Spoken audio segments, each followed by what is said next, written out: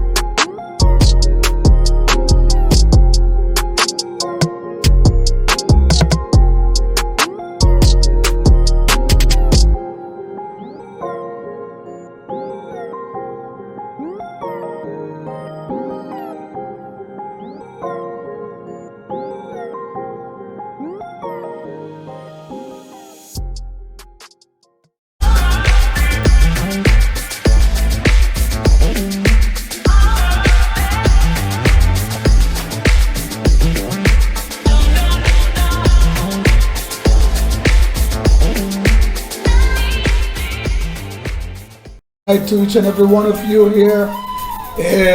This is Palay Fwanchman with the host Ras Ipa, and we are streaming live on Caribbean Hits FM. This is also it's a simulcast, and we on 92.1 in the north and 91.1 in the south. That's in radio. And those of you who are out there, tune in and call your friends and call your brethren, call your sisters, call everyone. Tell them that Palay Fwanchman is on tonight with your host Ras Ipa. And tonight it's a night, so because it's both Creole and English version show, I'm going to also greet you in the Creole way. Bonsoir, tout just simply si. Ça c'est Palay Fwanchman avec moi Ras Ipa et pour Oswea avec comme savent nous qu'à stream live sur Caribbean Hits FM sur Facebook avec nous aussi là et pour ça c'est un simulcast avec nous là sur 92.1 avec 92.1 en nord du pays et 91.1 en sud du pays. Avec Oswea, nous venir et pour nous ça discuter bagaille qui sont quoi couiller gens couiller virginage et couiller tout le monde qui savent dire Ras Ipa là et pour Oswea. Avec ça c'est Palay Fwanchman. Avec nous sur radio aussi. Mettez radio à sur 92.1 et 91.1 avec nous là et pour Oswea. One of the things I want to start with tonight is the whole question of crime. And I want to go back to the situation last year, 2021. When our murder or homicide rate, or if you want to say the record, what we had on record was 74 homicides on record. I think there was a few police killings as well, but 2 or 3 of them, but the homicide level was extremely high. 74, the highest ever in our history. And on m'a dit, ça va que 74 moun qui trouvé tué par violence en Sainte-Lucie, avec ces animaux qui plus haut nous j'ai jamais expérimenté en Saint-Lucie les venir pour monde qui a tué monde par violence ça ou couiller monde qui tué monde en ligne de boue et bagay comme ça. What is really interesting in this whole situation of our homicide rate, especially of 2021, is that we experienced a situation where we were in league last year with Jamaica and Trinidad. A report that came out in the 7th of June 2021 shows that St. Lucia, having 74 murders or homicides recorded, the country had a homicide rate of 40 per 100,000. 40 per 100,000. Could you imagine that? In countries where there are millions of people, these countries just record 15 per 100,000. We in the Caribbean, like Jamaica and Trinidad, Jamaica recorded 43.3 or 4% or 43 murders per 100,000, and Trinidad 42 murders per 100,000. But St. Lucia recorded 40 per 100,000, which is very, very high for a small country of just 100 and maybe 40, 50 or 60,000 people. This placed St. Lucia among the fellow Caribbean nations, Trinidad and Tobago and Jamaica, making St. Lucia one of the countries with the highest homicide rate in the region. St. Lucia, this little small island, in 2021. And as a result, St. Lucia has recorded, at least I think, and I'm not too sure if the figure I'll quote is the correct figure, but if I'm not correct, someone will correct me. I think we are in the vicinity of 50 homicides for 2022 so far, and we are right now in October. So far, what has replaced a set of homicide these days is accidents. A recent accident on the Bexon Road there, Bexon Highway there, took the lives of 3 people so far. We have another accident that took place some part in Soufriere, where someone either hit or there was some incident with what you call a utility pole, electricity utility pole. And so our accidents have been really increasing in numbers in terms of accidental deaths, where people perish in that regard. This is what it is in St. Lucia. After 8 months, we have something like almost, what if it's not 50 or more homicides in St. Lucia.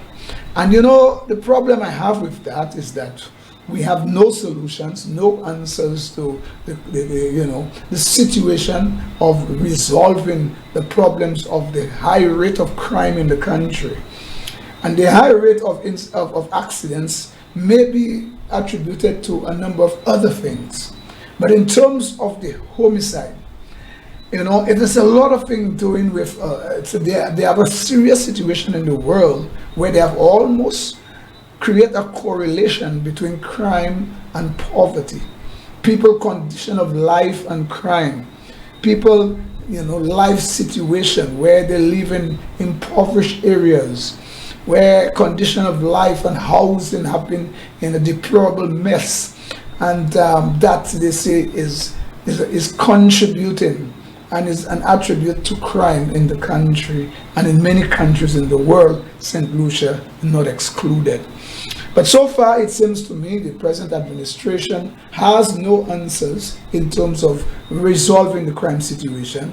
They have brought in what you call the RSS, and RSS has not worked. The Commissioner of Police have asked for international and regional assistance to fight crime in the country. I don't think he has gotten any serious answers from the international community or regional community, of sorts, as to assist in any way. The present administration, the present prime minister, who thought that crime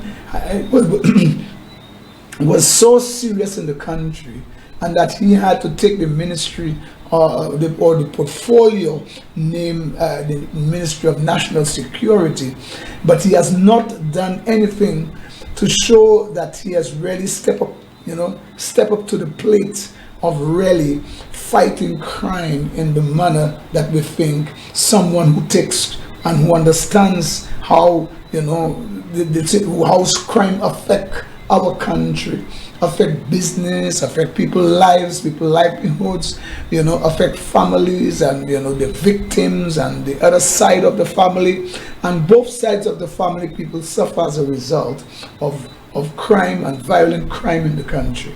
We have too many guns, the proliferation of guns in the country, and we have no way of trying to prevent guns from coming in.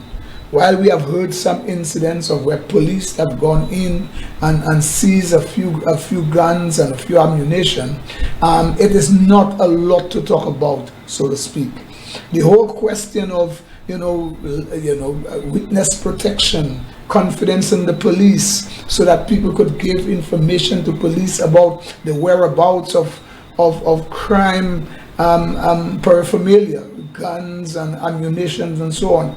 And also, people who are involved in criminal activities, how you bring these perpetrators to justice, how people and families who are always, howling and talking about we need justice for our brother, we need justice for our sister, we need justice for this, just like the young lady who, they found her decomposed body someplace down below the lawn.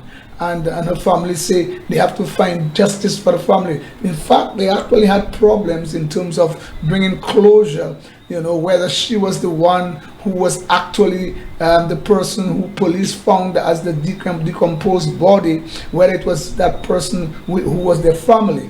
Some of them said that they knew it was her, but the police needed to do and to ascertain exactly who that person is with proper information and proper, forensic information and data and so on. So these are some of the situations and that we are experiencing here, and there some people, yes, while they have closure in terms of knowing that this is the individual who passed away, this is my family and so on, but in terms of bringing the perpetrators of these crimes to justice, that has not happened. And you have a set of names out there of people who have been killed, who have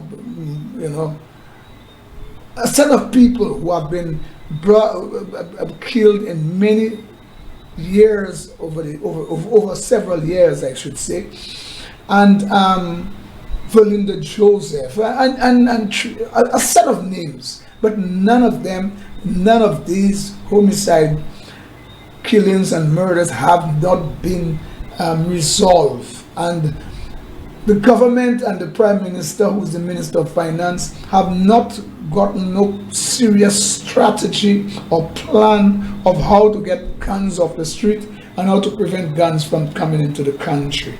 This is a very serious situation for us in the country.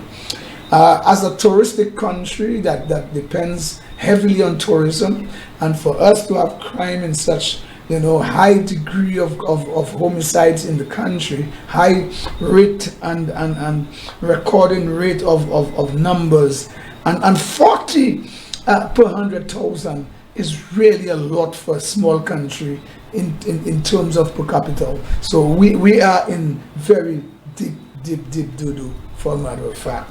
I hope we are going to find solutions. I don't see that. It look like these days the Prime Minister of St. Lucia is focusing on other things in the country instead of crime, while I think they could walk and chew gum at the same time. it seems to me that they're dealing with these situations issue by issue, and when there is a lull in a particular situation, it is left alone to deal with its own self, and they move on to the next issue. And as you know, the next issue is a lot of things to do with the hospital and the airport and so on and so forth. And this is the kind of situation. Yeah, and this is the other thing. The other thing that is really on my mind is the question of where the present administration say they have to protect the wind. And I was wondering what protect the wind means. And then I start to look into what's going on around me. And when I look into the area of journalism, and I could see where maybe there is a reason why he say he has to, you know, the present administration have to protect the wind. And protect the wind means probably you have to buy out or buy in, you know, the media people, the media houses, media people who are out there talking and defending or behave as if they were, you know, being hard on the former administration. Some of these people have found themselves in very cushy jobs within that present administration. And you had a lot of journalists, some of them I don't think it's something to hide their names, like Rian Isidore. He was working with one of the media houses, and he was very hard on the former administration, and today he is the deputy press secretary of the prime minister. You had Miguel Fefier, who was really you know, giving Guy Joseph a hard time in terms of questioning and so on. Today, no more of this question, because he's now the public relation officer in the Ministry of Infrastructure. And then you have other media houses that has connections, or you find their people, the anchor person find themselves on tours with the PM, like the NBC anchor is on tours with the PM. You know, you have HTS, where now Out Goes In has Shazi there, or 2 days a week or something like that. And Radio Caribbean, as you know, always have some support there, very strong support there, in terms of, you know, you have Calix George Jr. there, and he's doing his best to make sure you have choice. They just give Choice News some kind of award. And the last but not least, that have joined the fray so far is Calabash TV, and then you know, where what's his name, Bernard Fannis have just gotten on the board of the NCF National Development. No. CDF, Cultural Development Foundation. Bernard Fannis has found himself there. No wonder. I mean, and I don't want to go deep into that. Let's just leave that alone. But what I'm saying is, a number of, you know, media houses and the media individual journalists have found themselves in the camp. So much for, you know, no wonder we can say that some of the questions that have been asked, not very good questions anyhow, and because there are no more good questions to be asked, I must say, because all so-called good journalists are now in the bosom of the present administration, so to speak, and you know, so they are doing all of that at the expense of defending, you know, democracy. What we call the media was supposed to be the watchdog of our democracy, and they have really sold that on the altar of just, you know, for a few dollars more, on the altar of a few dollars more. And this is that debacle that we are faced with, and I could see clearly that you know, when the SLP talk about you know, defending or protecting or preserving the wind and safeguarding the wind, it means that you have to buy in the various media houses and journalists, bring them in. And I had a discussion with a particular media person who is in the print media, and they seems to be following suit, it seems, and apparently maybe thinking of maybe joining the fray, joining in the package, being a part of the the new design way of protecting the wind, like getting involved in the bosom of the present administration. And this is something that we really have to be cognizant of. And you just heard the last time that the Prime Minister was saying to his followers that they are too docile, they are too docile, or they're too docile, because they need to tell people that you lose, and you lose, be in their face and tell them they lost, and that they lose the last election, and that we beat you, and so on and so forth, and that some people refer to as probably you're saying that to your supporter, as if to say you are encouraging, invoking people to go into some kind of criminal, areas, criminal rage, violent rage. Sorry, that's what I should have said. Violent rage against the opponent. So much for working together, bringing people together. Your speech in the inauguration of you being Prime Minister of St. Lucia, and now you have to work together and bring people together, and for the work in the best interest of everyone. The country is for us all, and a win, it doesn't matter who votes for this or who votes for that, but at the end of the day, voting is a right that we all have, a democratic right to vote for whosoever we feel is our choice. But nowadays it's about your color, who you or what side you're on, and that now the Prime Minister have made it clear, abundantly clear, asking his supporters to stop being quiet and being passive and so on, and be more active and be more into their face, and don't be so docile and so on. Get in a rage with the opposition and tell them, well, you'll lose, and point fingers on them, and and then we beat you all, and these are the kind of rhetoric the Prime Minister seems to be pushing these days very, very hard. And we are looking at it and we are saying, oh my God. They are abroad now. Most of them are abroad. And Philip J. Pierre abroad. He went to speak to the UN. Some people say it was a whole heap of embarrassment, some of the things he said. But Alpha is abroad. Philip J. Pierre is abroad. Stevenson King is abroad. What's his name? Ernest Hilaire is abroad. Prosper is abroad, and Gideon is about to leave the country as well. Gideon Ferdinand, or whatever his name, and all of them seems to be on their dry ride. They made so much noise about the former administration. They were traveling so often, and then you see the reason why they were traveling too as well. But no, they have to make sure that they were saying how they keep traveling and coming without nothing. I wonder what they're coming with when they come from abroad. When 3 of them is in New York, 1 is in England, and the two others went out and nobody knows. In fact, who was really the acting Prime Minister of St. Lucia? I told me there was no announcement. Hilaire, who was the Deputy Prime Minister, was out, or is out, or I don't know if he's still out. I'm not sure. I heard him speaking something recently about things about roads, so I don't know. But he was out, so he probably in by now, since he was talking to journalists.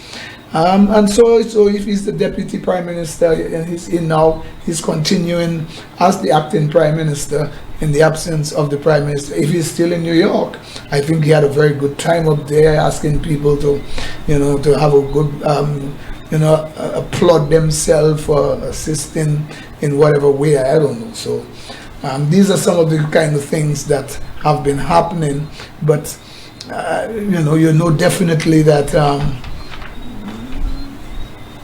these are some of the things that they have been talking about and have been happening basically in St. Lucia. let me see. Before we end this preamble, I think I need to talk one more thing here before my preamble end here, so that we could bring you a clip of Philip J. Pierre speaking in the United States about something to do with a number of things and probably nothing, but we all will hear what's really going on, and then we will move into other issues that we think that are really important for you. It's one of the issues I want to discuss, but it will be after my preamble. It will be the HIA and also the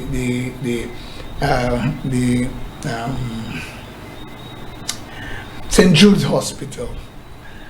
But I wanted to ask, the Prime Minister, I mean, over the years, you always have to look in a hole to see if you see the Masha School. And Masha School seems to be one of the schools that have not find itself where there was an upgrade and a development from since, I think, Bishop Charles Garcia. He built this school. I think it was built and named after him as well. Nothing much has happened to the school apart from, I understood, that one of the ground, either the ground floor, one of the flooring was in a terrible situation, and that teachers thought that the life was in danger as a result of the instability of the flooring, and that they took certain kind of protest action, strike action or whatever, and that part of that school was retrofitted and renovated and so on. But outside of that, that school has not really find itself. For a man who have been in office for 25 years, and you have this school that has a name there, the Masha, I don't know if it's combined school or Masha primary school, but whatever the name is, have been there for so many years, and no improvements whatsoever. I mean, it just looked like the school is in a little hiding area, in a little cozy corner, in a little hiding place, where you have to look and wonder, where's the National School? Even when you pass on the road there, you have to peep and to find out where is Marshall School and so on. I mean, people, after all, as a man who have been doing this work as the of this area there for so many years, even to tell me you have not seen it fit or appropriately fit for you to do something in upgrading that particular school, the Martian School, that was done or built by the Bishop, Charles Garcia, as far as I understand. Anyway, I hope you'll be able to give some kind of, you talk about everything you hear people say, so I hope you'll be able to talk about that and see, maybe you didn't fix it because I don't know what is happening. Maybe you have not come, you're fixing the road on Marshall, so you couldn't go and do nothing to the school, or maybe you was concentrating on other things and that you couldn't concentrate on upgrading that school in Marshall, which I think you should have done quite a long time ago. What we'll do now, we'll go into a clip there with the Prime Minister. He's abroad now, he's in the United States, and he went to address the United Nations, I understood, and let us hear his speech. I don't know if it's the United Nations or the Monetary Fund, I'm not sure, but he went and addressed some international organization, and he had some meetings, joint meetings with two different sections. One I think is the consulate, and one is the embassy, the embassy of America, the St. Lucia embassy up there, and the consulate as well. So let us hear what he was really saying. We are not perfect. There is no perfect individual in the world. But what we have is we have the will, we have the honesty, and we love the people of St. Lucia. That was Prime Minister Philip Pierre addressing a gathering of St. Lucians at a town hall meeting in New York. Joining him at that activity was also External Affairs Minister Alva Baptiste and Infrastructure Minister Stevenson King. Among the topics touched on is the current tough economic situation, which the Prime Minister was quick to point out was not unique to the island nation. He denounced the opposition for using the situation to gain political mileage. Sometimes they tell you, oh, things expensive in St. Lucia, things expensive in St. Lucia. I speak to people in London, in New York, in Trinidad, in Barbados, and they tell you things are expensive everywhere. So how you expect a little country like St. Lucia will make things cheaper if but I'll tell a little story of how we make things cheaper. Again, facts. Flour and sugar and gasoline. We make none of them at home. Let me tell you what is the cost of sugar.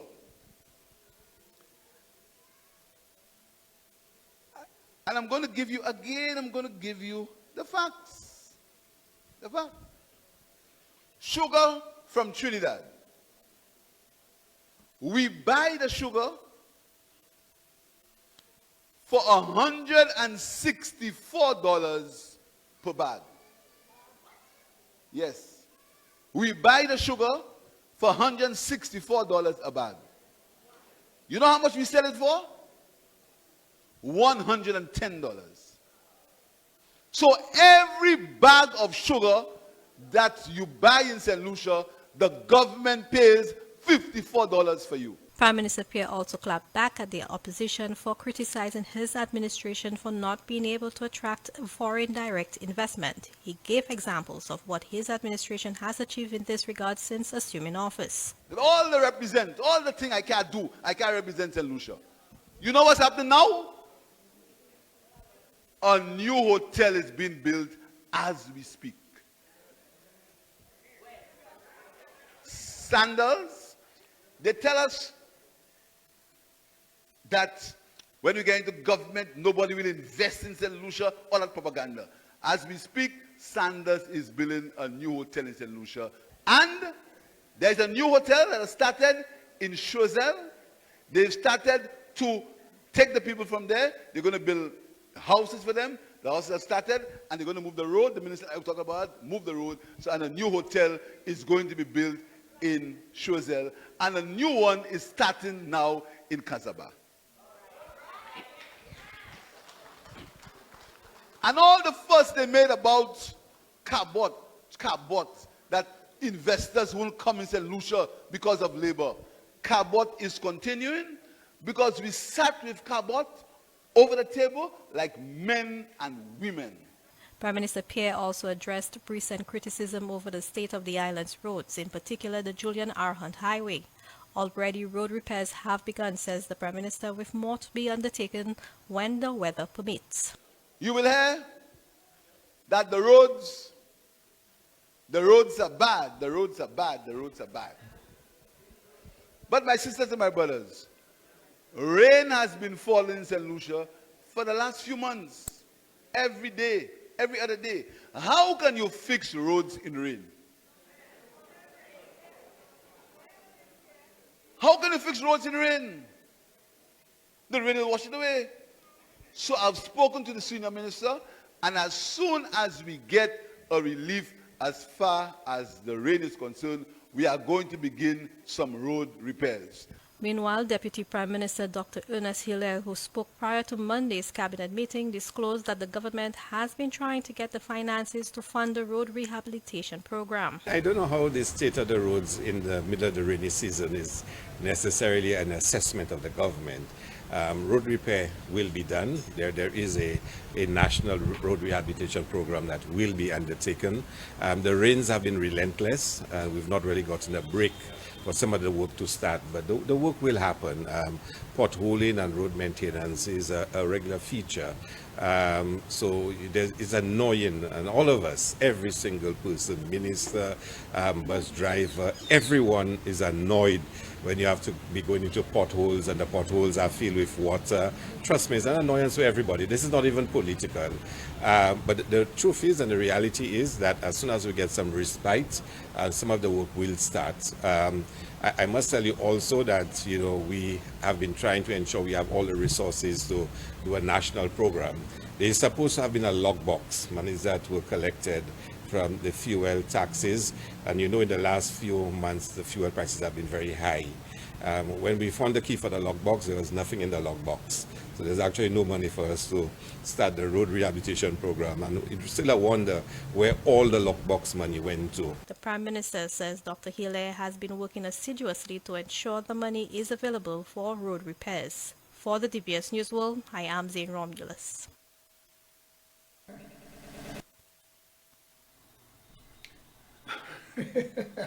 I just want to start with the area with Hilaire. I mean, could you imagine that? You know, it's not even political. Everything is political. When the former administration were fixing roads, you all said we couldn't eat roads. We doesn't eat roads and nobody eat roads. So you didn't want them to continue fixing roads because it was a problem. Now you all can't fix the roads. The roads are in a deplorable situation. You all campaign against fixing roads. Now, there was $1.50 put on fuel to fix, roads. The government has been collecting that money. This money is revenue collected by government. What lockbox? I never heard no lockbox about fuel. I'm collecting fuel. I heard lockbox about something else, but not fuel. And somebody will tell me, you all must follow this show, because we have a number of things. Some of you may have to call and either correct me or put me on par with the reality, because I never hear nothing about the fuel $1.50 that Hilaire himself said that when he gets into office, he would take it off. And it has not come off. And he said he would take it off primarily for the fishermen, the fisher folks. That has not come out. Which lockbox a money like that would be in? It is a situation where the petroleum dealers would collect that money and they would pass it on to the government. And this government, this money, this fuel tax, according to the legislation, has not come out yet. So what do you mean by, I mean, this sounds so awful to me. What do you mean by a lockbox and you get the key for the lockbox and there is no money in there? Who you think you're fooling with this type of talk? This kind of propaganda kind of talking and this half-truths and untruths and all them things there. Which lockbox are you talking about? I never heard about that before. I know the government put on $1.50 on the petroleum products or fuel, if you want to say, and that was primarily to fix roads. Now you're trying to find money to fix roads. I mean, you should be ashamed of yourself, Hilaire, for saying that, because to me, that is not true. This is not true. And for you to repair roads, how true can that be? I don't know. This is lockbox and hello. And this is not political. So when Shasney and these people, the former administration, were fixing roads, you all claim we don't eat in roads. That wasn't political. That wasn't political. Now the roads are in a deplorable state. Water, potholes with endless water in it. It's not even political. My God, who are you trying to fool with that, Hilaire? I mean, with the way you put your face when you're saying these things. I mean, this is so so shameless of you not be able to understand that this is political. And then Honorable Philip J. Pierre, I mean, all the things you mentioned about hotels, it's not of your making. There was a hotel called Larry Seuss that was being brought here by Sandals. And some of your operatives, people that work with you, surrogates of the Labour Party, stopped the hotel from coming in here because you all thought if it come here, it would be in the name of Shasney. So as a result, all you stopped it. All you all can to prevent the hotel from coming here. You all do all your shenanigans and all kind of thing you all did to prevent the hotel from coming here.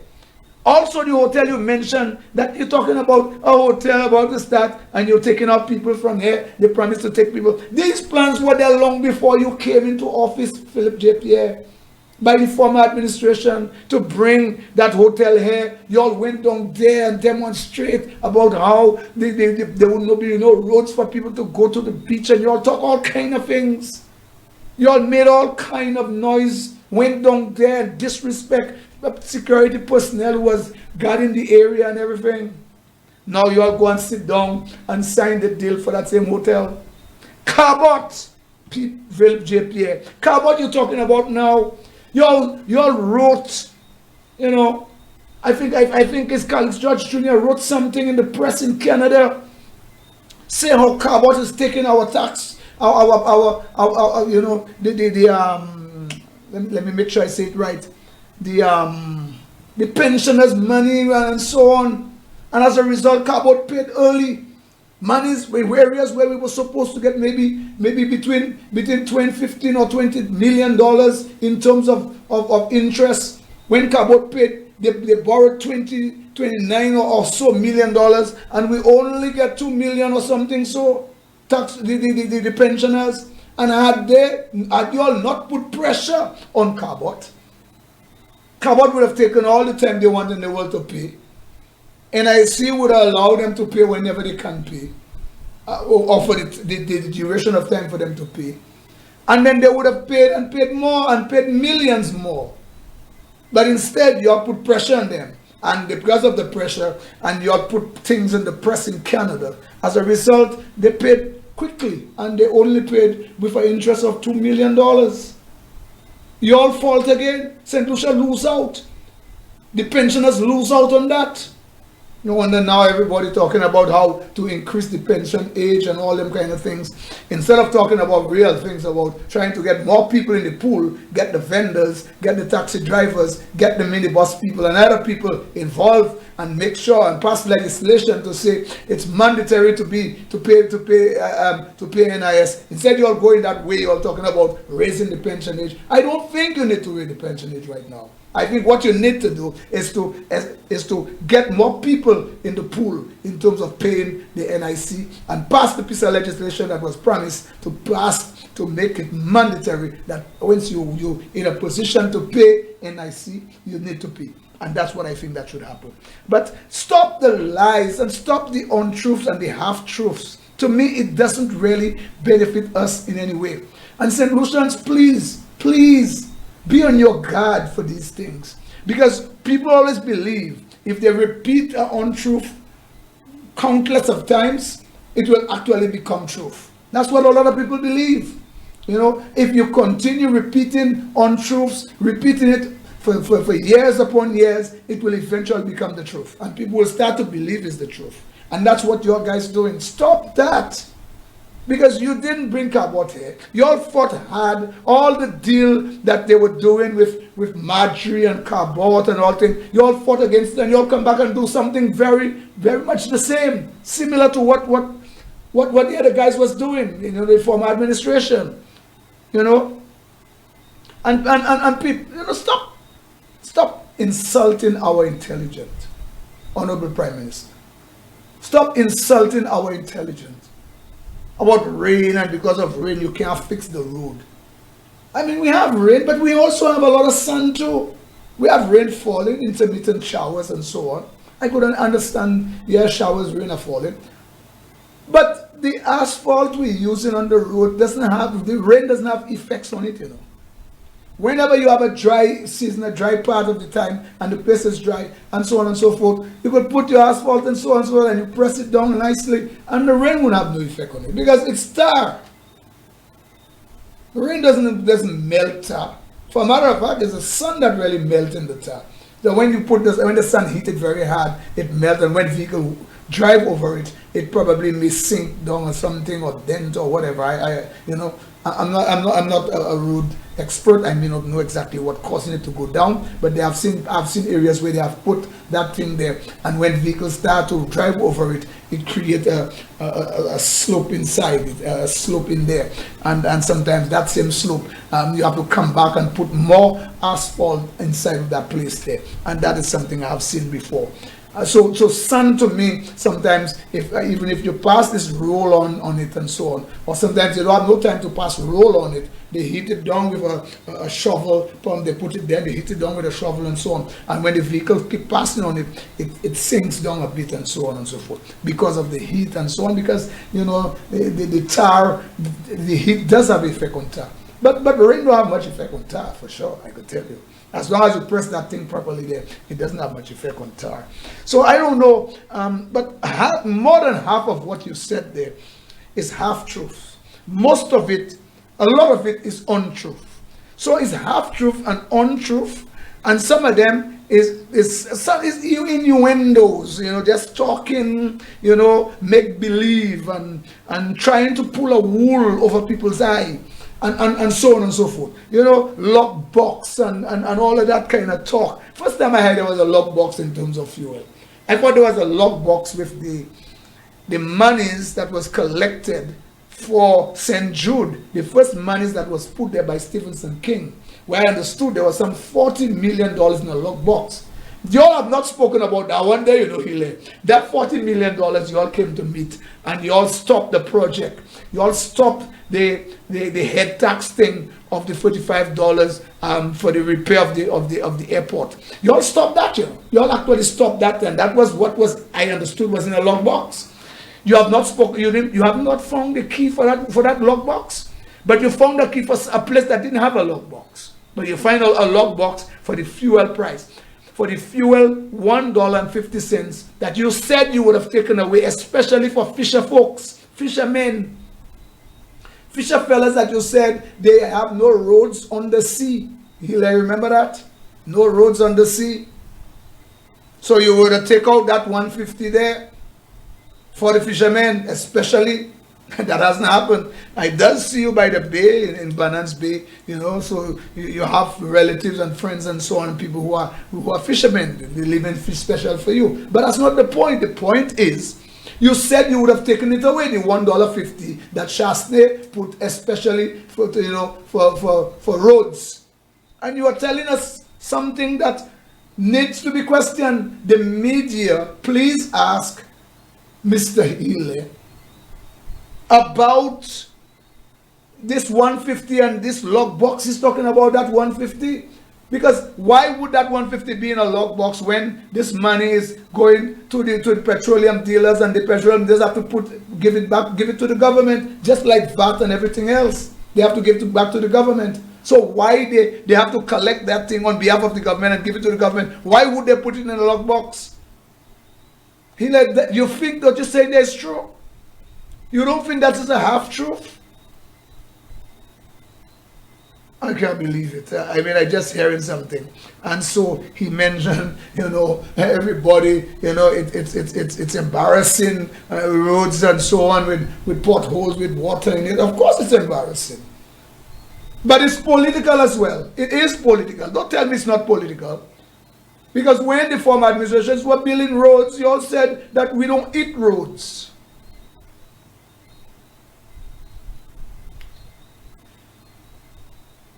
And you're talking about Pierre talking about Strazel Hotel. You have nothing to do with that. It was online from time on stream. All you that tried to stop it with all your demonstration and pan beating and all this stupidness.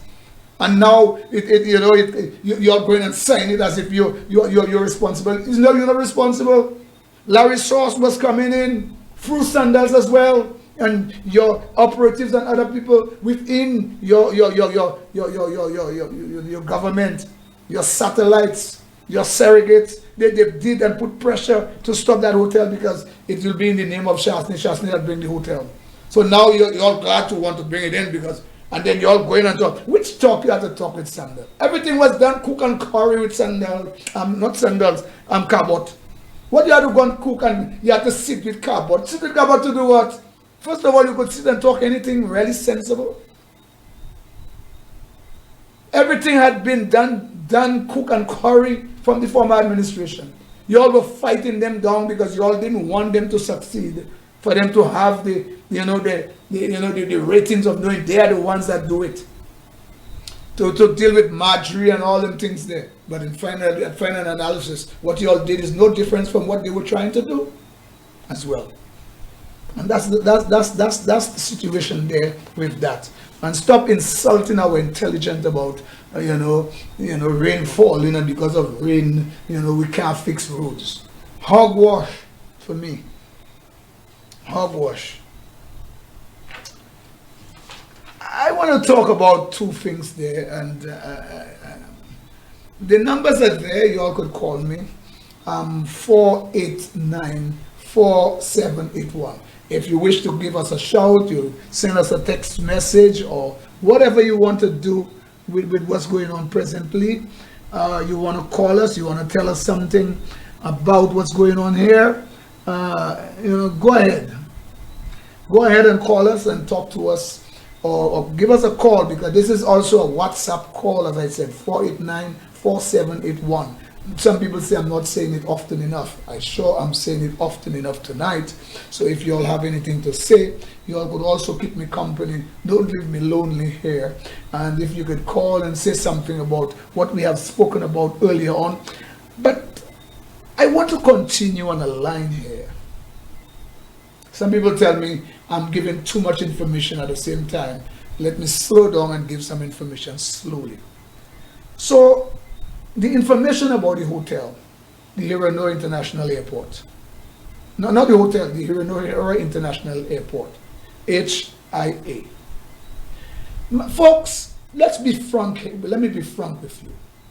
If you listen to this thing carefully, I think it will bring you to your senses, and it will make you understand that what this present administration is trying to do, to give some strange people from wherever you don't know where to control our national asset for 30 years.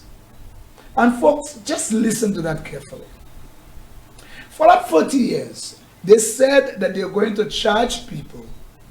The PPP thing they're doing is going to charge the people for using the airport, the through path tax, which is what you call the head tax, or airport tax, $60 US.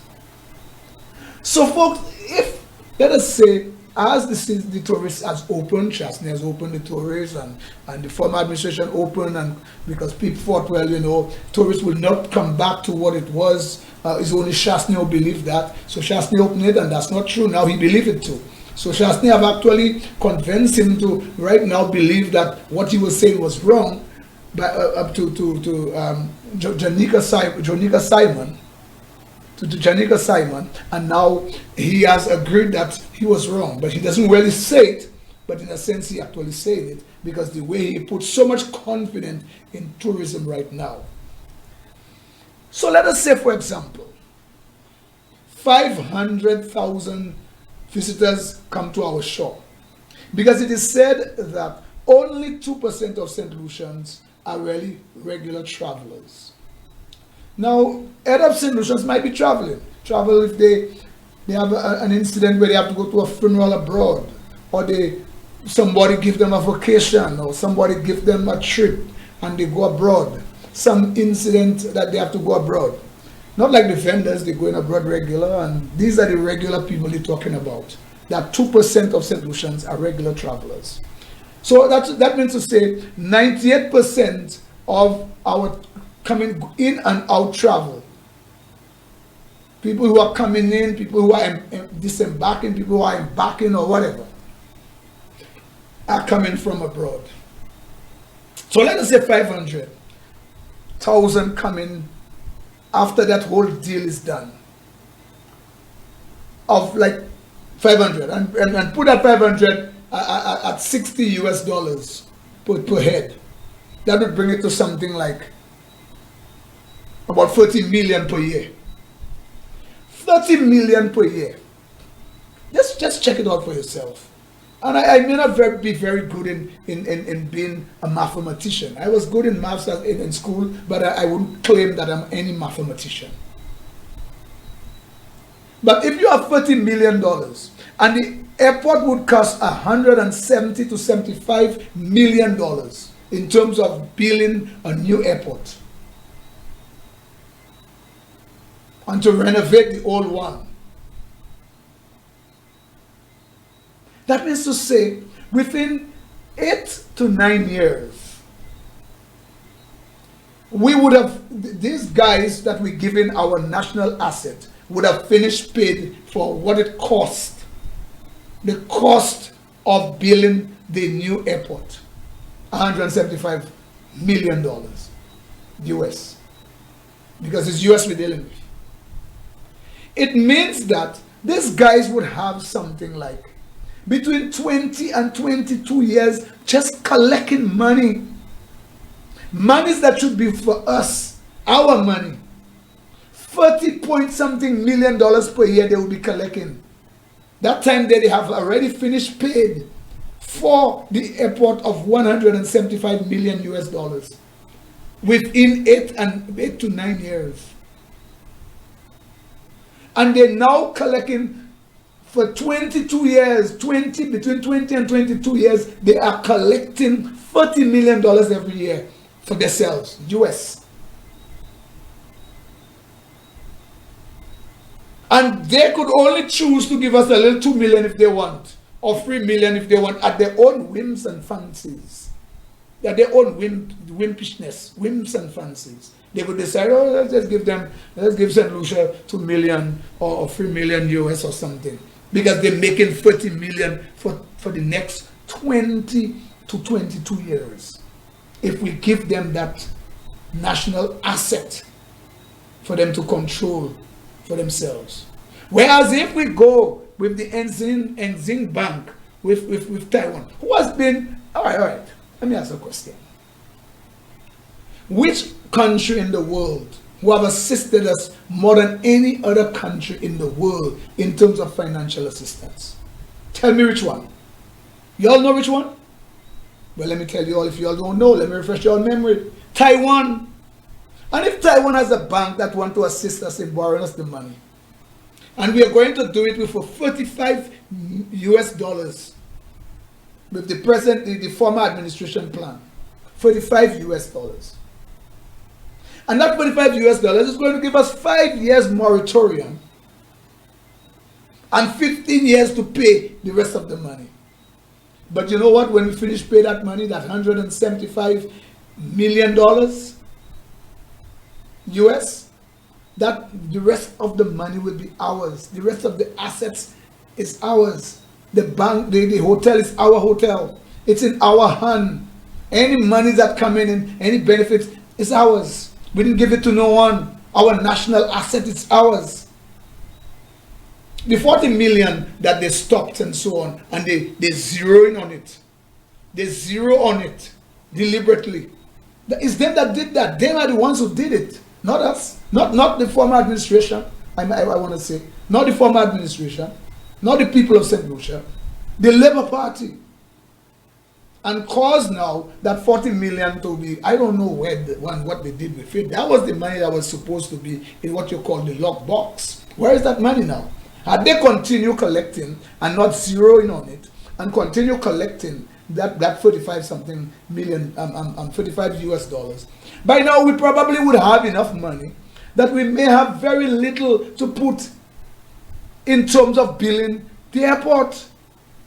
We probably may have had maybe 80 million or 120 million, or let us say 100 million. All we probably needed was 75 million. And we could have collected that 75 million from the $45 US tax in 15 years or less. And the rest of them, and when we finish paid our loans and everything, it's our asset. It's ours. No one has it making money for themselves. So get this thing right in your head. I'm not really big expert, but I understand how this thing works. So please understand me. And the other one that I need to talk about is the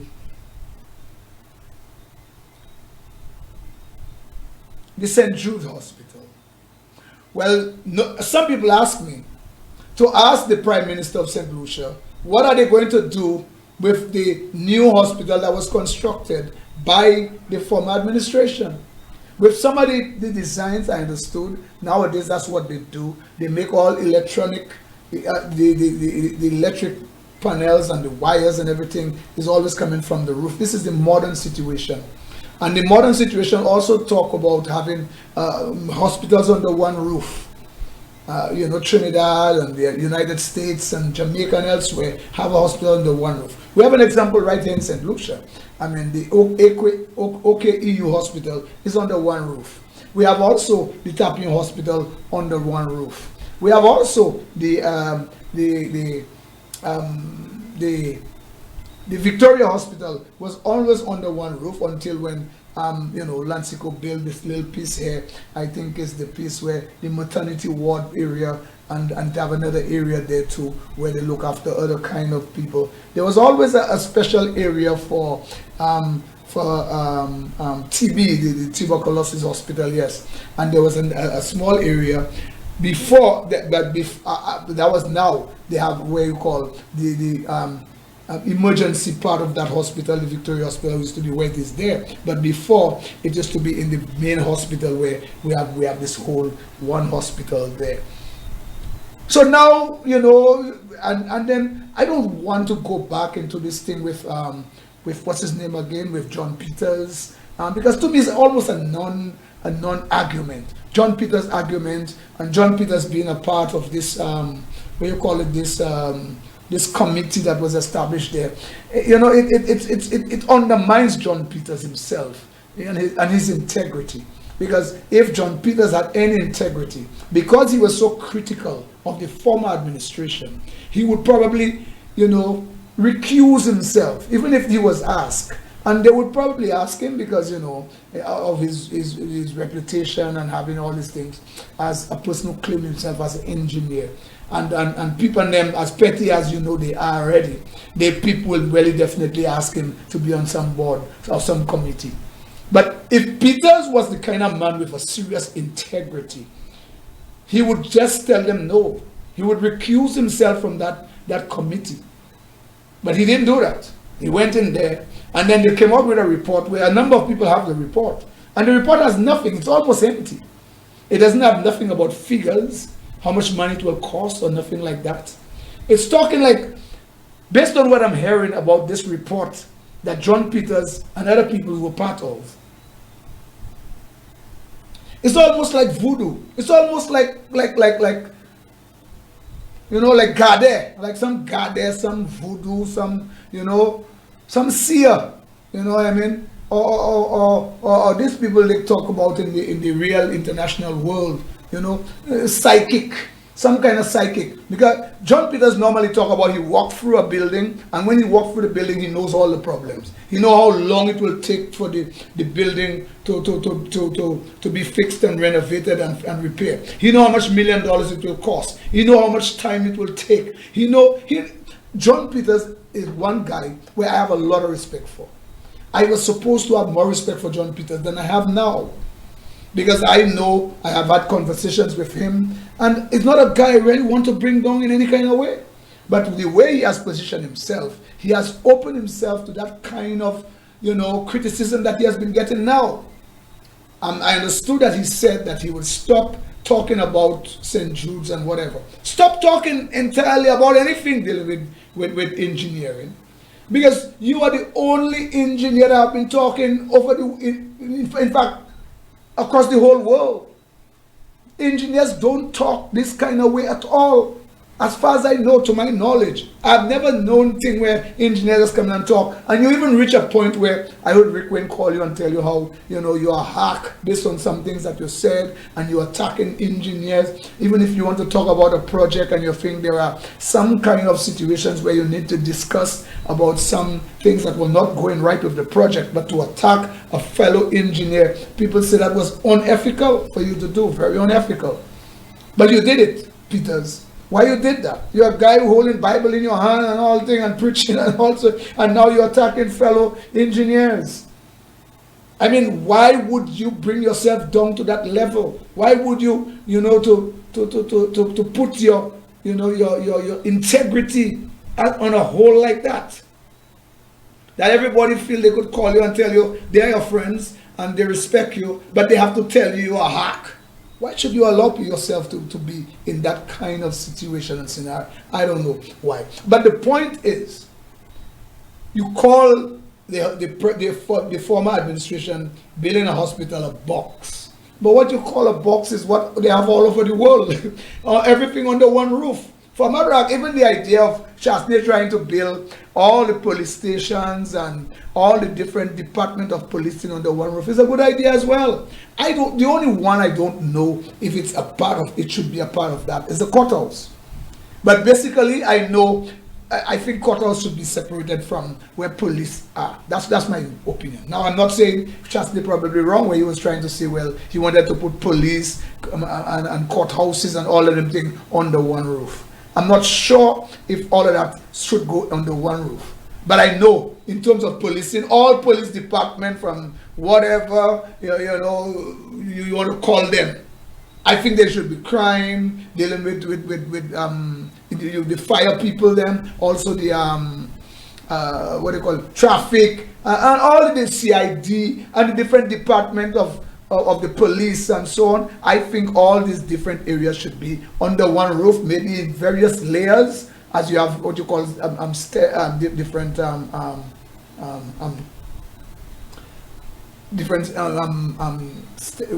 what I would say they call it,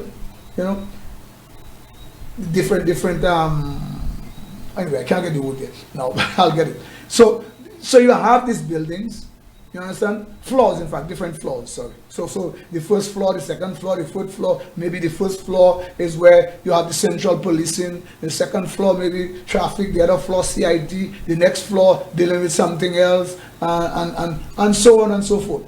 These are the things I think police should be involved in. And I think that's a good idea, to bring police under one roof. I don't know for the court. I think you should put all courts under one roof. So the lower courts, the appellate courts, the other high courts and so on, I think they all should be under one roof, on the various floors, but they should be under one roof. Just like the hospital, I think you should have hospital, the lower part, you have areas where, emergency days and E&A and other areas on the first floor, administration and so on, maybe on the first floor, and other things like rooms and, wards and so on, and the other floors and so on, so forth. I think that's the right thing. Where Kenny Anthony was trying to build all these little things, like if it's cottages he built. You thought it was a hotel, Kenny? It's a hospital, not a hotel. So when you build all these little things, you're building like little cottages, this one here, one there, one there. You even build one, Kenny Anthony, for a chapel, I think. You build one of them cottages. You waste too much time. That's why you couldn't complete the hospital, Kenny Anthony, in 2011, because you've gone into too many small cottages, as if you think you were building some hotel. And the hotel have the main hotel, and then you have hotel cottages where people who want to come with a family and they want to have a place where it's fully furnished and everything, and for them to bring a family there, they have something like that, the cottage. Like you expect a hospital to work like that, so you want that department X-ray to be here, another small cottage with different distance. I see down there, this, that, there, and all. No, that ain't making no sense whatsoever. The only area of a hospital that should be separate from all others, I think, is the mental area. The mental hospital should be something separated by itself, separated from all other health institutions. That should be an institution by itself, the health institution. So, I don't know, and then you're talking, Philip, you're just talking so much, your talking becomes so irrelevant. No sense making, because no value have been added to this thing. Nobody knows how much money. You even talk about a fence. You mean you're talking about a hospital will resume the fixing the hospital and building the hospital to finish it, and the only thing you can do is to build a fence. You think that really making sense? A fence? Building a fence. And then after the fence, there are other things you will do. And when will these things be done? When will it start? We don't know. You said it in November. When November? November 1st? November 2nd? November 3rd? And how much money would the fence cost? And the rest of the hospital, how much money it would cost to build the rest of it? And how long it will take? Well, they say, how Peter say, it might be 3 years' time. 3 years' time is just in time for the next general election campaign. Just enough time for the next general election campaign. So I don't know. It is definitely, to make all, So these guys just make money for themselves and their friends, and allow people to make money on us.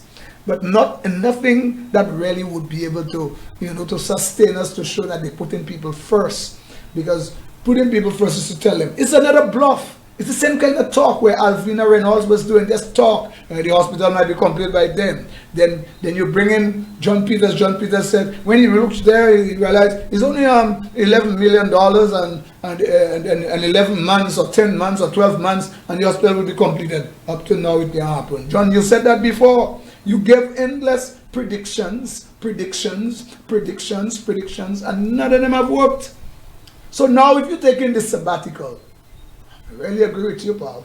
You're doing yourself a good service. You're doing yourself a lot of good. Stay away from the media, John Peters. I don't think it's a style of journalists. And a lot of people have been asking other journalists why they're not talking. And you know what they tell them? That's not how journalists operate. Journalists don't go in the media and talking. I have never seen that. All I used to see is that you have some kind of billboard, and it says how, who's the architect, who's the engineer. Was I saying journalist? If I was saying journalist, I'm wrong. I'm talking about engineer. If who was the engineer? That's not how engineers operate. Engineers don't go out and talk the kind of way they're talking, you talking. Engineers don't do that.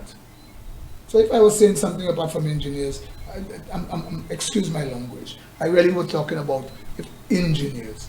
And John, people ask people all the time, how you all engineers, you all not talking, how you all not saying anything. And these engineers say, no, this is not how we operate. Engineers don't go out and talk and do these kind of things. You see billboards and you see who's the engineer, who's the architect, who's the designer, who's this and who's that, and who's the contractor. You see all these things there. If things go bad, other people who work with government and public relations and so on would say something went bad, something went wrong and so on. But nobody comes out. You don't have no engineer come out and talking like John Peters. John Peters is the only engineer in the whole world that can out and talk like that. I mean, we had the Rochamel thing and so on, and only then Kenny came and said he had to pay for obligations and whatever obligations and things with government obligation and for cost overrun and so on that he signed with the people. And he came out and said that you never had no engineer come out and say, well, there was cost overrun, or is it the engineer business to say if there was cost overrun and why the government have to pay cost overrun? That never happened. So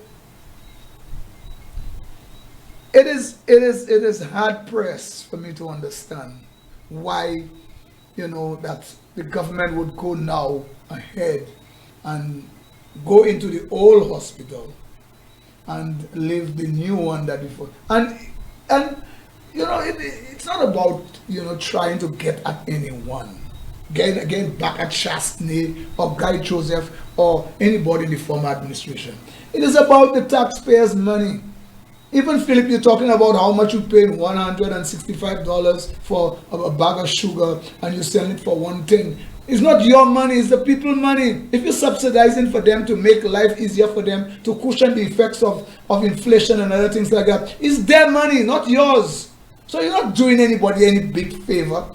It is the right thing to do. It doesn't bankrupt the country. It doesn't make sense we shall be a failed state because you're subsidizing something for people to make life easier for them and their children, so that children could go to school, get some tea, some people could get some coffee, some people could make some porridge, and so on and so forth. People who are selling, making commercial goods and products and so on, and services out there, that they could be able to provide the kind of sweetness people want in their life to have a good time. It is not your money. It is the taxpayers' money. So even if that building was built there and you think, well, they should have continued on the old project you all had there, the old hospital, but they built and was building a new hospital with a new idea, a new thrust, a new vision. Go ahead with it. It's the people's money. And then tell us what you will be doing with the whole building. So now we have to be asking you, what are you going to do with the new building? The new hospital that the former administration was building. What are you going to do with it since you have decided that you're going to fix or you're going to continue the old building with all these little cottages you all had there from since Kenny's time? You want to go and fulfill Kenny's dream for him. None of y'all can fulfill your dream in your constituency. Y'all have done nothing much for anybody to talk about. Not even a little school that is in that constituency you are in, Philip Javier, for so many years that you could have fixed it. Bishop Gache built that school there, and they put it in his name. You have been able to fix it up and give it a new look. No, you have not been able to do that. The only thing Kenny could have done in Vieux-Fort so far is the square. Do a little renovation on the square. What else? What else? What else in Vieux-Fort that you have done? And what else? I don't know. What else? Bruceville, called somewhere Bruceville or something like that. I'm not sure. Is he the one who built the road there? Or whosoever did it, I don't know. Or is it Josie? I'm not sure. But the reality about it is not your money. So why go after someone to try to diminish or to belittle or to, take the person's name from the history of anything because you just after one person? You're after one or two persons or two people. Guy Joseph and Alan Chastney. Why? And then because of that, you want to waste another set of taxpayers' money. Continue the hospital under the one roof. I think that's the better idea. That's in my opinion. Not going in these things with all these cottages. It's not a hotel we're building, it's a hospital. And we need one roof. And have many different floors with various departments. That's what we want. That's what is good. That's where the world is going. Why we want to go somewhere else? We have a modern setting with some helicopter landing thing on the roof. All that is something good. So instead of people now, you could bring people in from a helicopter, those who could afford it. Just like how we're trying to send people to Martinique, at La Mena and so on, at the hospital up there. Helicopter them there quickly. So the same way that could happen here. Somebody gets sick in Castries and is St. Jude, they have to, helicopter them up there and they land on the roof on the airport and boom, they're in the hospital already. Boom, boom. That's what we should be doing. With their pondering and trying to bury people's name as if we don't want their name to shine. So that means if we all could have do everything to prevent John Compton's name from being in St. Lucia, for being the person who have established a number of the things, and some of them are questionable, I must say. Some things John Compton do, they could have been done much better than how he did it. But that's the history we have. That's the legacy we have of John Compton for the things that he did for this country. And we have to appreciate that. But what you're trying to do to erase, as if these guys almost, I don't know, this present administration, they almost behave like, a terrorist group. That they want to bomb a plane and kill everybody on the plane because they want to kill one person on the plane. So you want St. Lucia to fail. You don't want us to have a good airport or a good hospital in the south because you all don't like Alan Chastney or Guy Joseph. And these guys are not perfect people. They made some errors. They made errors that up to now, I agree, some of the errors that I stood up against them for making, I still believe they made these errors. But there are some things and some ideas they have that are better than the ideas you all have now. In terms of the airport and St. Jude, I think you all should continue in that line where these guys were going. For the betterment of St. Lucia, for the future of St. Lucia, to keep our national asset in our hand, I think you should continue the airport in the line and the idea of the former administration, not this kind of PPP thing. King talked about it and he supported that not the PP thing, but now he's trying to play the PP thing is the way to go. Hypocrisy, man. Traitorous kind of, traitor kind of statements. You make one statement now and you made it heartically and strong and so on, and now you're there on the other side, you're making a different kind of statement. Only a traitor behaves like that. I could only tell you that. Someone who betrays, who's a betrayal of the country, of the people of the country. That's all I could say, because anyone who believes heartically they have to work in the interest of the people of St. Lucia must do things in the best interest of St. Lucia. Forget about the politics and so on. He let us try. Convenient to say, potholes and the roads. It's not even political. But it was political when Shasney was fixing the roads. It was political for you all to say, you all don't eat roads. Nobody eat roads. But now if he was continuing fixing the road and he had remained in office, we would have better roads now to welcome the increase in the tourist arrivals, increase in tourist arrival in the country, increase in businesses that are going on in the country, increase in the hotels that are now opening and different things. We would have better the roads and road network, and road networks is almost a form of communication, connectivity, connecting people, connecting communities. That's what roads are all about. Proper connectivity. Just like how you have your phone, and once you put data and you put things, you are connected. You're on the internet. You could talk to your friend abroad. You could get on WhatsApp. You could go on Facebook. You could do YouTube. You could go and look news. You could go on news online. You could do all these things because you are connected. The moment you don't have data, you don't have internet and so on, you are not connected. That's why better roads and good roads give us better connectivity with every part of St. Lucia and with our, communication system. Our network are working with the islands in all different areas, the south and the north and the east and the west and so on. We are working. People could reach places faster. People can connect better and so on and so forth. Do you know that potholes actually cause accidents? Because you're just trying to get away a pothole, not even realizing there is an incoming vehicle, and boom, you've gone into the incoming vehicle. So many times you have tried to, a guy tried to overtake you, and it's the same time you get away in a pothole. Now he didn't even anticipate that he was going to try to go right. He was trying to go right because of the pothole, and at the same time he's trying to overtake you, maybe a motorbicycle guy or another driver, and then you just go into him and cause a terrible accident. Potholes are dangerous. Not only that they mash up your vehicles, not only that they mash up parts of your vehicles and you have to change parts and suspensions and this and that and all different kind of things and tires and so on, and whatever else you have to change in your vehicle. But the point is, they damages a number of things, including they causing accidents as well. And you're talking about how, it's not a big thing and you all will fix the road, you're trying to get money. There is money there already. Are you talking about block box? I don't know about that one there. But all you're doing is to try to erase the legacy of Alan Shasney and Guy Joseph. I don't know why you all want to do that. And I'm not, I don't hold no brief for any one of these two individuals.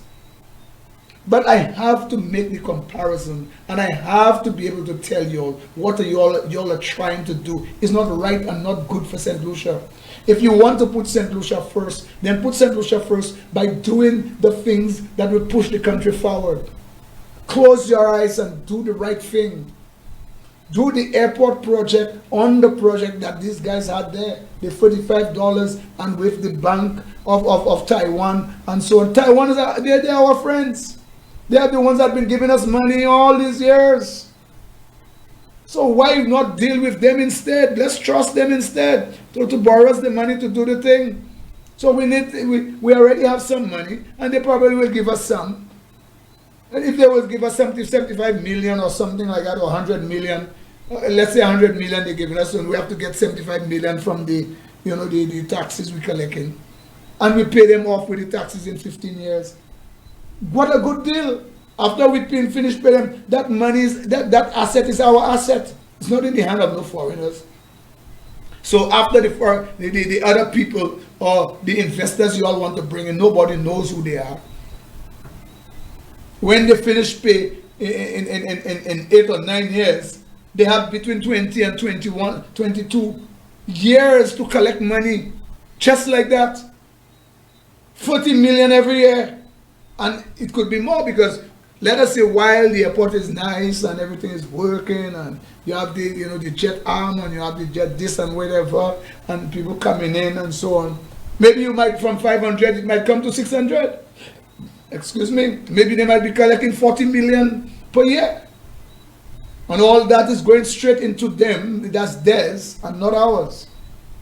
And that money we could well use to build more houses in the country, to create more security systems in the country, to protect our citizens from criminal activities, put more systems in place to protect witnesses, use some of that money to protect witnesses, so witnesses could come and voluntarily give information and their life will be protected.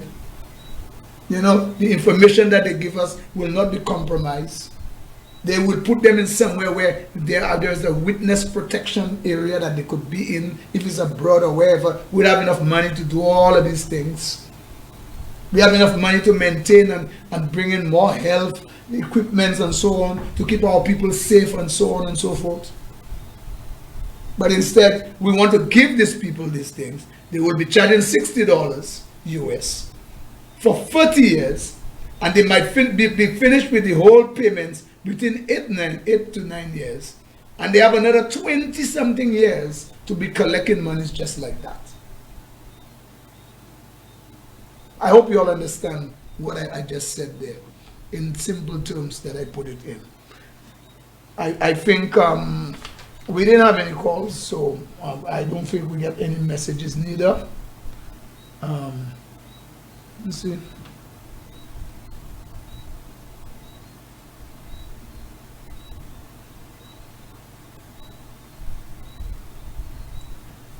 I don't know. So we don't have any messages now, so I have to leave it like that. I don't know. Some people, they do talk on the, you know, on our page, and they put their messages and the other things there.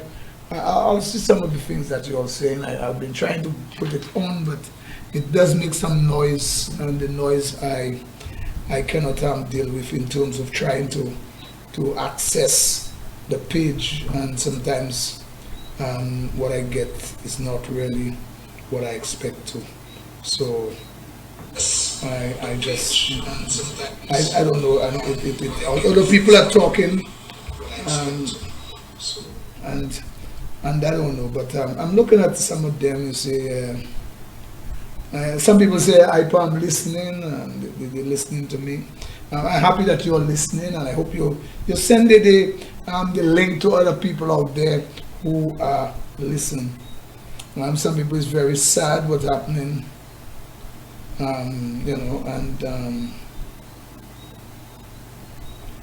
yeah, there's good night to you too as well. But some people say, yeah, that's basically it. It's a sad situation for all of us here, and we know that you are following us, and you are following us on Facebook. We'll continue to bring out the information that we can bring you here. We'll continue to do as much as we can. One of the things that we need to tell you is that we need assistance, we need help to keep the program going. We're getting a serious fight here most of the time, but I'm sure you guys would understand that. I've said to you all, there are numbers that you all can call, 489-4781, and you could try to do any kind of assistance that you can. You also can call me. You can call me at 714-3717, and you know, anything you want to talk to me about pertaining to this show, because this show is, I think it's a good show. I think it's a show that we talk about the issues of the day. We talk about, and we try to give you a good bit of comparison between the former administration and this administration. I think I've been doing that over the years for quite some time. One of the things I would really like to talk about again is the whole question of the wind. When the Labour Party said that they have to protect the wind, and this is something that I'm sure you all probably would understand. All the media people, journalists and so on, that is on their side now. And the latest, if you heard that they announced the CDF board, you know, Cultural Development Foundation board, and you heard a number of people, which include Bernard Funnis on that board. So you know what is happening now. It looked like almost all media houses, including Calabash, is on board in the bosom of the Labour Party presently. So, you know, as if the people, you are left without pants, you are left without clothes, you are left naked in terms of the media that's supposed to be a watchdog in protecting your democracy. That is no longer. Most of the media houses have been bought and sold and compromised on the table of, you know, just for a few dollars more. I remember that song, that movie, you know, I think it was a Western or something, for a few dollars more. I don't know if it's Franco Nero or somebody like that wasn't that involved in that money, or Clint Eastwood, I'm not sure. For a few dollars more, they have sold you out, and they have not put you first. And someone said to me, they told you they're putting people first, but they didn't tell you what people. So now you're realizing it's not the ordinary people. It's not the poorest of the poor. Because the poorest of the poor, it does nothing for you. Because when they do things for people, it's not for you. So when they say they're putting people first, it's not for you. Because you remember well, Philip said how the houses that they build there is not for people. They are for the poorest of the poor. So when they said about putting people first, they were not talking about you all down there. You all are the poorest of the poor. You all are not people. So anyway, thanks very much for listening to us tonight. This is Palay Fwanchman with Peter Ras Ipa Isaac. We were streaming live on Facebook, and we're also on 92.1 in the north and 91.1 in the south. That is on radio, and I'm sure a lot of you was listening to me. Thank you very much for listening. I appreciate your listening, attention, and I thank you very much for those who were looking at us on this streaming live on Facebook. Thank you very much for doing that. I'm sure the time will come when you will start to call us here and call us more frequently. But nowadays, I don't know. I'm not going to say it's fear. I'm not going to say it's anything of that sort. But I'm just hoping that more time, as time goes by, we will get more people interested to get involved in some dialogue with us and challenge us here, and also engage us here too. Ça c'était Palay Fwanchman avec moi Ras Ipa, avec nous de stream live sur Facebook, sur Caribbean Hits FM, avec nous sur radio aussi, avec 92.1, avec 91.1. Avec ça c'était Palay Fwanchman. Nous allons là pour l'autre mardi. We will be here with you next Tuesday, same time, 8 o'clock to 9:30. This was Palay Fwanchman.